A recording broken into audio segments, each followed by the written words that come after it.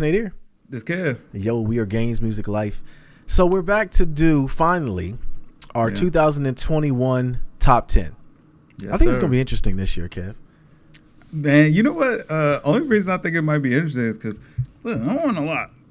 I know. I want a lot. All right. Well, I know her is not going to be on your 10.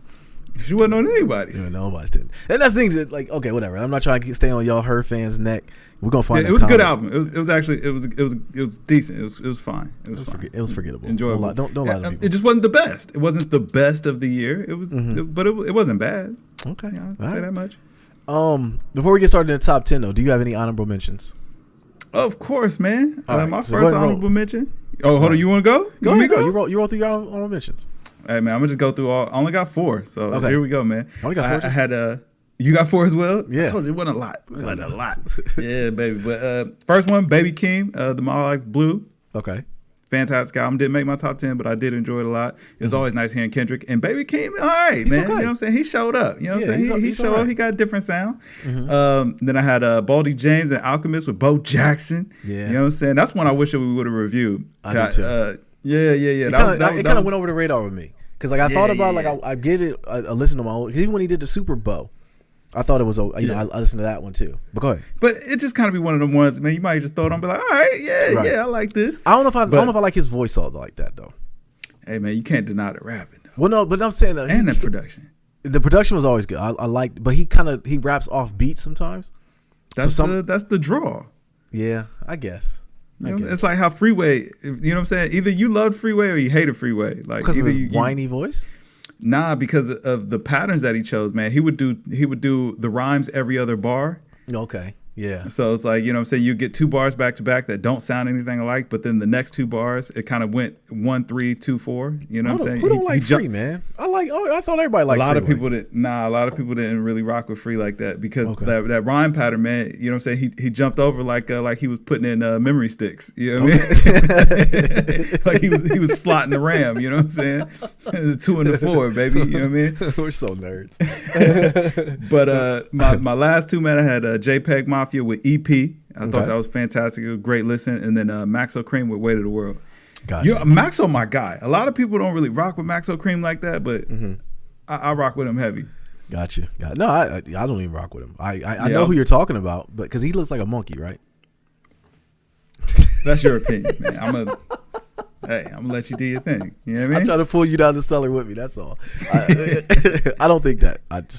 Maybe I do. Maybe I don't. Okay. All right.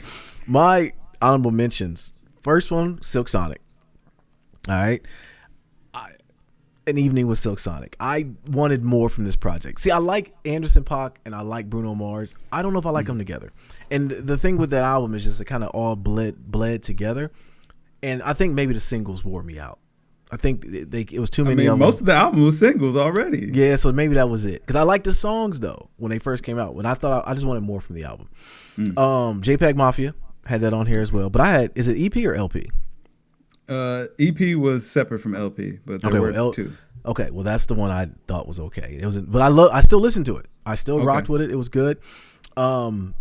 Drake, Certified Lover Boy, was an honorable mention. Oh man, your sister-in-law, she not gonna be happy. I know, my boy. I know she ain't. I'm sorry, Toy. And then Belly, See You Next Wednesday. I really enjoyed that project. I forgot about it. I forgot all about it. Yeah, but that's Belly's career, in my opinion. I like him. No, man, bro, you really stirring the pot today, my boy. Come on, you already with that. I bet he ain't even in your top 10. You forgot about the album. No, I forgot about it. Exactly, but it's not. I think that a lot of people don't know who he is until you hear a track from. Like Immigrant was one of my best albums that last year or 2 years ago when we reviewed it. But still, it's like he hasn't gotten that. I don't know. The curl just kind of don't. You know what I mean? So I don't know, but kind of forgettable. I respect it. All right, but those was my 4. So you want to go first? You want to start at 10? I can kick it off at 10, man. My number 10 spot was J. Cole with The Off Season. Now, this album I thought was fantastic, but I will say that maybe it just came in at a crowded space. I'm not sure.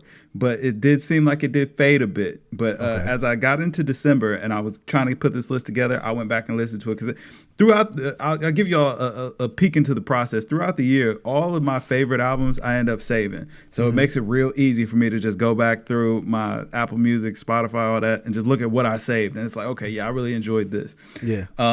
And I went back and listened to J. Cole. I was like, yeah, I don't know why this album kind of faded to the background because he was really going. This is a great album. Yeah. But it made the 10th spot for me just because it didn't hang up there with the big dogs. Gotcha.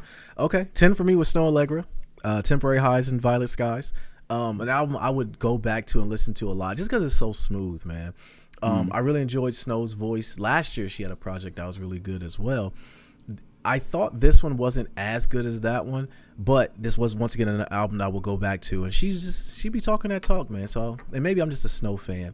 But yeah, so 10 was Snow Allegra. 9, I'm gonna go ahead and jump into this one. Russ, Chomp 2. The only thing about Russ's albums that I find to be a problem is Russ, and it's nothing against him. It's just that you ever see somebody like shoot a jumper and they hit a 3 and they hold their wrist up there like they just super nice. That's how he does with his bars. It's like he's rapping and like I get you're supposed to have cocky feeling because that's rap, it's a bravado thing. But I think that he will say something and then like in my world he's like looking in the mic like, and I'm just sitting there like, okay, it's okay, I like it. So I think that he thinks he's nicer than what I think he is, but that's not saying anything away from him. The features, he had everybody. If you love hip hop, he's on Russ's album, and production was always going to be good. You could tell some money behind the projects with him. But yeah, I had Chomp 2 as my number 9. All right, man. So number 9 for me, man, I had that boy Drizzy with that Certified Lover Boy. Okay. Now listen, I know a lot of people gonna catch a lot of flack for that. Like either people gonna think it was number 1 or they're gonna think it shouldn't have been mentioned at all. But when you really listen to it as a full body of work, man, it's a good album. Like it's a good solid listen. Is it Drake's most innovative work? No, but listen, there was nothing wrong with playing it safe in the pandemic. Give the people what they want, and that's what he did. He delivered, and he was giving us bars. Like, he was rapping on there. He was rapping. Yeah, listen, he rapped enough to land him in the 9 spot, but salute the boy. Yeah, I like it. All right, who you got at 8? Number 8, man, I actually have Snow Allegra with Temporary Highs and the Violet Skies. I was wondering if you make your list. It did. Like I really enjoyed this album, man. I really enjoyed Tyler on this album a lot more than anything. Also, I like the fact that for Snow, it felt like she was adventuring outside of her typical sound. Like she was really playing around and got into a space where she may not have been the most comfortable and performed. I like to see that from an artist. You know what I'm saying? Step outside your comfort zone, try something new, and you know what I'm saying. Sometimes you get an album like this where you succeed. So she was number 8 for me. Gotcha. Now she just needs to get hurt. And we need to get to Mary J. Blige album. No. Go weirder. Keep going weird, man. Get Erykah Badu in the studio with you. I love it. All right, for my 8, I had Nas, King's Disease 2. Yeah, man, him and Hit Boy, they got something together going. And even the last project they put out was kind of like, I think it was some Lucy's, and that's what that was. I enjoyed that one okay, but it definitely didn't make honorable mention or my top 10. But King's Disease 2 definitely did. You could tell that they were in the studio together, just cooking up. And their chemistry is pretty good, man. They're not at quite Steph and Clay levels yet. They're more like Andrew Wiggins and Steph level right now. You know what I'm saying? Like they both all-stars. Good one too. A good one too. So that was my number 8. So number 7, I had Dave. We're all alone in this together. I don't know if this is a project you even listened to a lot or even went into. I know the UK bloats is not your thing. I know. I knew his voice would be, but see, I call him crap on YouTube. What's his voice? Okay. I don't think. Okay, and here's the thing about him, with Dave, the money is behind it. That's first thing. You can hear the money. Anytime you got a track with James Blake. My thing about him though, he's talking about stuff that is relatable, and it's like it's nothing mind blowing. It's not a J. Cole level of bars. It's not a witty punchline here and there. But like Black is beautiful. Black is like he has songs that I left still going back to and listening to. It was like, this is okay. And the track with him and James Blake floated on that track, man. So what'd you expect, man? Yeah, I know. But the Mood God was gonna give me what I wanted on that one. Sir. Another album I don't think a lot of people really went and ventured into, but just like you, I go back to and see what I'm listening to some degree. Because the Spider-Man soundtrack is still high on my list too because of Buddy. But for the most part, what I have in my library and what I'm listening to all the time just kind of tells me what I thought was my top 10. So yeah, Dave, we're all in this together. What about you for number 7? All right, man. For number 7, I had James Blake, Friends That Break Your Heart. Okay. Yeah, man. Like, listen, the Mood God was back. You know what I'm saying? And he wasn't in that heartbreak, but he was definitely somebody let him his down. Melancholy bag again. Somebody let that man down. His friends let him down. And one of his friends needs to come. At this point, it's kind of like Adele. And the fact that at this point, I need to know who let him down. I just wonder if it was more just about self-doubt throughout the album. Like, you know what I'm saying? Just kind of looking around, reflecting on his own life and maybe his own shortcomings, things where, like, I mean, he got the song in there talking about, you know, not being as famous as he thinks he should be, or, you know what I'm saying, or not being that famous. And how that impacts him, where it's like, it shouldn't, man. You got fans, people love you, man. You make great music, that should be enough. But you know, hey, that's something real that he's dealing with. And you know how much I love when they keep it real in the music. I know, yeah, you know what I'm saying. And I love when you're talking about something just different, something that's real to you, something that strikes you in the heart. But it may not be just a girl I love you or a girl I hate you song. It's really just like, no, this is my life and these are my real emotions. You got me. You know what I'm saying? No, you're right. That'll land you at number 7 on my list. I got you. So going up 1 to 6, who'd you have at 6? Man, this was an album that I wondered if you was going to make mention of it. But Vince Staples with Vince Staples. But my God, that boy was snapping. He was. First of all, Vince was sounding much more polished. And I mean, like, I loved all of, like, the experimental sounds, like, what is it, Big Fish Theory, all that stuff, man. I really enjoyed most of Vince's albums. But this one here, it sounded like he was getting straight to the point and he was coming with the bangers. I love it. I love it. It almost made my honorable mention. The only reason why I didn't put it on there, it was just so short. I think it was like 20 minutes. Didn't matter to me. He got a lot done in that 20 minutes, though. And I felt like he got slept on. He got a little underrated for as good as that project was. That album was phenomenal. It was so good, and he got straight to the point. He self-titled it because he's like, listen, ain't nothing else to be said. This is me right here. Yeah, no doubt. That's one of which I had on the list, and I took it off. I had it as an honorable mention, and I took it off. So, so I think the length of it, pause, and then also it got slept on. Right? It did. It definitely got slept on, but I didn't miss it. No, you caught it. 6 for me was what you left off at 7, which was James Blake, Friends That Break Your Heart. That was my number 6 album. So, and everything you said pretty much mirrored exactly what I was thinking as well. Enjoyed the project, enjoyed the emotions behind it. You can tell still, James Blake is one of those people that still writes for a lot of your famous artists. And sometimes he'll even jump on the track and body the track like he did on Dave's album. 5, I had J. Cole, The Off Season. Okay. Listen, another short album, but my God, for a lot of reasons, J. Cole floated this year. Like last year, I mean, he went in. Every feature he was on was dope. You still need to listen to that Time to Talk 4 single with him. I did listen to it, man. Yeah, that was going off. Listen, I'm more happy to see Benny in that place. Yes, I'm ready. He pointed it out that he was he feels like people slept on him. But okay, we're gonna review that Time to Talk 4. Yeah. But yeah, so you know, J. Cole, The Off Season.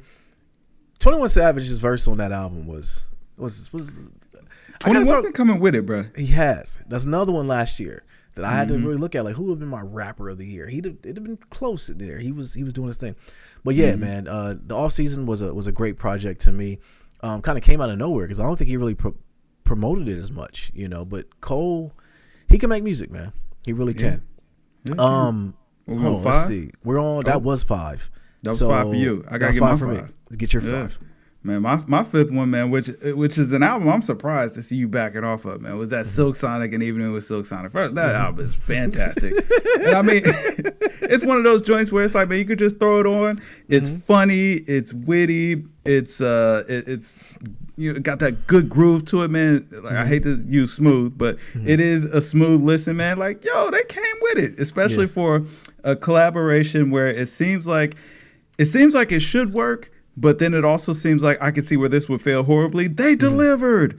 Now, I will say I did feel like Anderson .Paak kind of took the lead with Bruno Mars being the backing artist here. I would have maybe liked to hear Bruno kind of be the front on some of these songs. Maybe give us a couple of extra songs. Maybe we get a deluxe at some point. I don't know.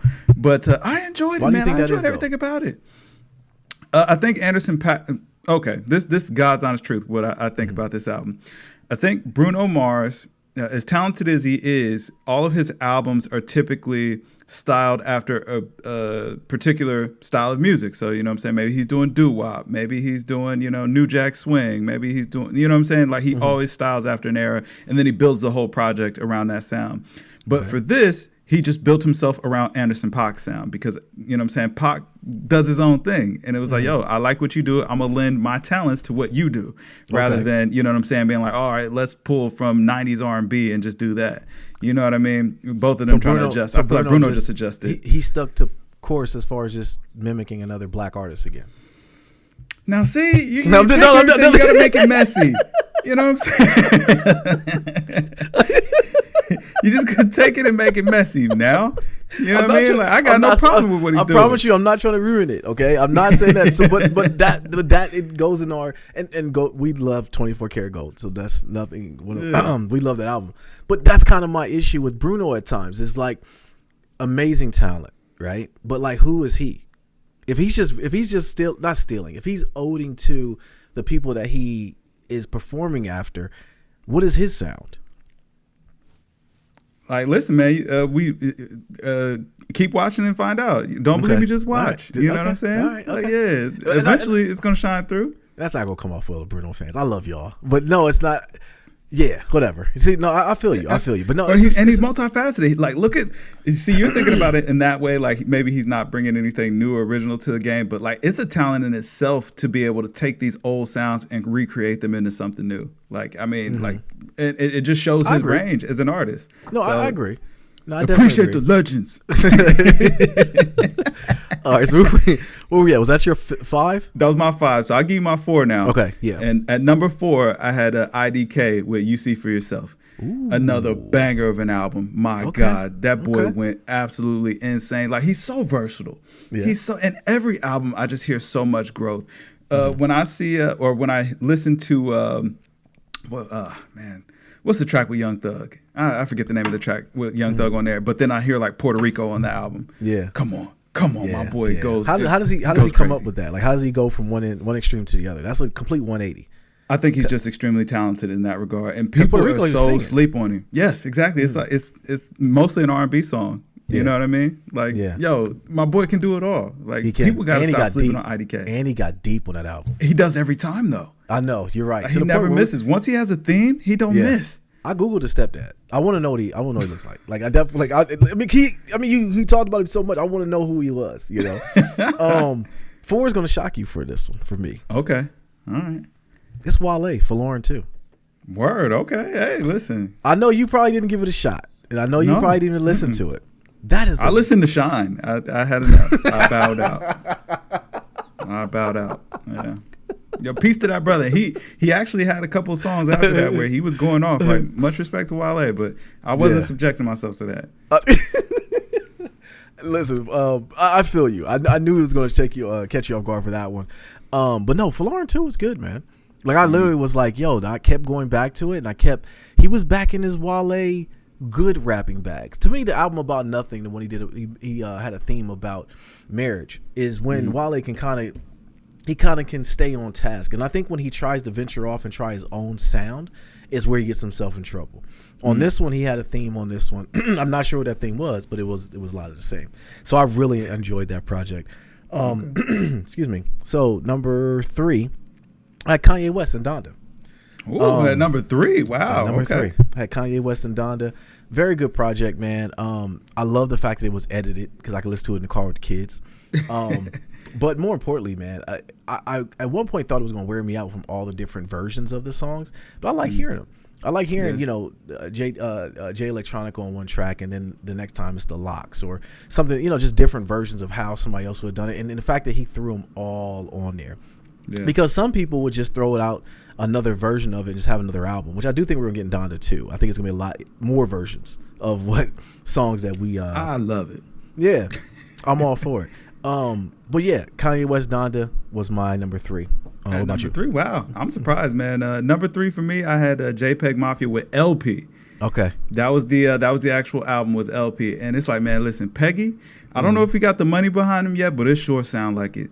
That boy, like he's For me as an artist, it feels like he's finally like he's aiming down the sights now, and he's hitting the target. Like he's already shown that he can just do whatever he wants, and now he's just refining his craft and getting better and better and better. It's like a martial artist, man. You know what I'm saying? Maybe you practice that punch 10,000 times, but you know what I'm saying? Punch number 10,000 is definitely better than 99. You feel? Yeah. Even though they may look the same, man, they hit different, and that's how I feel about the JPEG Mafia album, man. It hit different. Do you think he slept on? Absolutely, and I love it. Like I hope he stays slept on, and I hope it keeps him hungry, because a hungry Peggy is a scary sight. I love it. Yeah, I love it. If he does blow up, are you still gonna stay as big of a fan as he? Because this is your guy. Yeah, listen, if he keeps on putting out quality music, I got no issue with him, you know what I'm saying, finding success. I hope more people hear it, but a lot of times I feel like his sound is so left to center that it's hard for the mainstream to kind of catch on to it. You know, and I hate to draw comparisons because they're nothing alike as artists, but I do kind of feel like Peggy's influence or his impact may be similar to what Lil B did. Like Lil B, everybody hated on him, or they just didn't care or never heard of him. But, you know, as the years went on, we saw how many artists that his style birthed and that people absolutely loved. And I mean, they may have added their own flair to it, but Lil B definitely opened the door for a lot of guys who, you know, maybe hate, but no matter what, you can trace it back to the bass god. And I think that JPEG Mafia has an opportunity as an artist, or the way that he crafts his music could do the same for other artists going forward as well. It's like maybe we don't appreciate JPEG the way that we're supposed to, but as other acts come through and they put their own spin on his style, maybe it'll be more palatable for the masses. Yeah. Do you hear anybody coming along that sounds like him or remind you? Not yet. Not yet. Like right now, he in the lane all by himself and he killing it. Yeah. I think his subject matter is what catches me, because he'll say something and he'll be flowing. I'm like, oh, he's going, and then he'll throw out something crazy like, and Goku did. I'm like, I didn't expect to hear that. You know what I mean? Or he'd go from singing to screaming. I love it. Yes. Yeah. No, he does. Yeah. But I do. I appreciate that too as well. All right, hold on. I'm at 2. I'm at 2, man. So for 2, I got Kanye West with Donda. Okay. And you know what I'm saying? Donda was an absolutely fantastic album. This was actually a hard one to wrestle away from number 1 because I did love that album. It was great, and I listen to it all the time, and it's got a ton of my favorite songs. But I will say it is a little bit lengthy. Yeah, it can be a bit of a long listen sometimes, especially it's not the deluxe. A hard listen though. Pause. It's not. It is, because like he does go peaks and valleys on some stuff, and like one track he's talking about, you know, God loves you, Jesus, and this. The next one is talking about being in a trap. You know, so. But I do wish you to put the Andre 3000 verse on there though. I wish that would have been on there. Well, Life of the Party is on there, and the unedited version is on Apple Music as well, so you can find it. I didn't know that. Okay. Yeah. It's on the deluxe. But what I did find is that typically I find myself starting at a point with like on the deluxe. I'll start at Life of the Party. I go through maybe like 4 or 5 tracks. I get past Junior, and then I just kind of want to go back and listen to that section just again, rather than keeping everything moving or just listen to the full body of work. And I mean, it's a lot of songs, so that's understandable. But even when I do get past that section or whatever, I still enjoy a lot of it. But it is a lot of music, and it can be a lot to kind of listen to all at once. But phenomenal album, yay back, back. No doubt. So I'm gonna go ahead. I mean, 2, I had IDK. You See for Yourself. Okay. Kind of mirrored everything you said too. That album just punched me in the stomach and never stopped, man. I kept going back to that project all year. Just the vulnerability he puts on his music, man. And we talk about it a lot. We reviewed pretty much most of his albums, and like every time I'm left with, this kid seems like he's been here before. He definitely been through some stuff. And like somebody being that transparent, like you pull me into the music, and I definitely want to keep going. Like I told you, I'm going to Google who his stepfather is. I want to know who, at this point, it's kind of like Adele, the guy who hurt Adele's feelings. We need to know who this guy is. We know Rich Paul's, you know, he's going to marry her and all that. I need to know who the guy who hurt her and gave us all them projects, that beautiful music for that time. Same with IDK and his stepdad. I need a picture to go with the music at that point. I feel you. So for number 1, it sounds like we both kind of reached the same number 1. Yeah, we both reached the same. Yeah. Tyler, the Creator, Call Me If You Get Lost. It was just hard to beat that album, and I got goosebumps going back and listening to it again. Like, this perfect. Is it's perfect. Let me ask you this though: at any point did you feel it was more of a perfect album because Igor was such a 180? To an extent, but it was just I mean, even as a standalone project, Call Me If You Get Lost was just phenomenal. Like, he just went absolutely crazy. He showed why he's a brilliant musician. I mean, he's probably the best rapper of 2021, if we're being all the way honest. Well, I had to ask myself, though, had any artist ever done a complete 180 shift musically on a project? And only one, exactly, 808 and Heartbreaks was the only one that came to my mind. That's exactly what I said to myself. Like, has any other artist done something like this? You know what I'm saying? To where Igor was it was deep, man. And like even the layers behind it, I think even we go back and listen to or watch our review for it. I think we got some of it right. And then the more I start thinking about who is Igor, the actual Igor, who was he? You know, like was he in love with Frankenstein, or was he in love with and I think that's what he was trying to say. I still I get, and it's tripped out, but this album, man, like even having what's my man's name, the DJ, was it DJ Drama? DJ Drama. Having him on there was a great touch. His mom coming through, I believed everything she said. You know what I'm saying? 100%. You know, and just everything about that project was just perfect, man.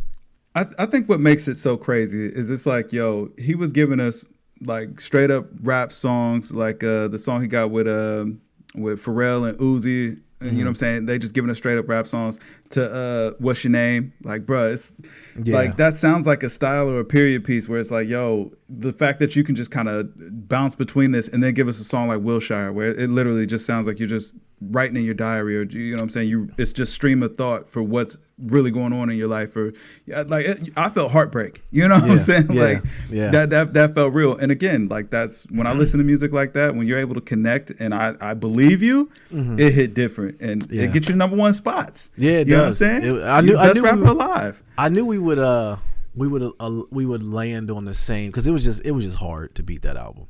Yeah, I mean, between that and Donda went back and forth for me, but it was that 90K for me. Yo, listen, I totally respect that. I told you months ago, like, yo, IDK, I don't know, man. He might be coming for album of the year. You know what I mean? Like, he went absolutely insane. But man, like, it was. Now, what I will say is, I don't think we left anything off. No, there was nothing I felt like I forgot to squeeze into this list. It was not the greatest year across the board. Like, the standouts definitely stood out from the crowd. Yeah. The one I will say, now that I mentioned it, that I left off for honorable mention, I want to mention is Giveon's album, which I know you didn't really get into it. I listened to it. It was good. It was good. Yeah, I put on Heartbreak Anniversary right now. My kids are breaking to it. They close their eyes and sing that song. They don't know what they singing, but they don't. They just love the harmony. But other than that, no. Our list was pretty close this year. I knew Peggy was gonna be high on your list though. Bro, LP was fantastic, bro. I loved LP. Yeah, I listened to it a lot, but you know what I'm saying? Like that's one of those guilty pleasures for me. You know what I'm saying? Just like listening to Peggy, because bruh, Hazard Duty Pay, a crime that they couldn't get that sample cleared to go on that album. That song is fantastic. Is that the one crazy. He had the video for? Yes, okay. With the is it Anita Baker sample? Yeah. He's in with his shirt off, crazy. Yeah, just rapping with knives. See, like as we're explaining it, if you anyone out there who's never seen JPEG Mafia, he's rapping with no shirt on to an Anita Baker sample with knives, like going crazy, going nuts. He was rapping his butt off on there. But yo, get in the comments. Let us know what you guys think. Who was your #1? If you say it was, I don't know who to say, but you're absolutely right. Just, like listen, give me the paragraph. Let me know why that was the album of the year. You know what I'm saying? Please let me know. Let me know for sure in the comments. We appreciate it. But yo, I am Nadir. This Kev. And yo, we are Games Music Life. 2021 in the books, man. Drink more water, people. Peace. Peace.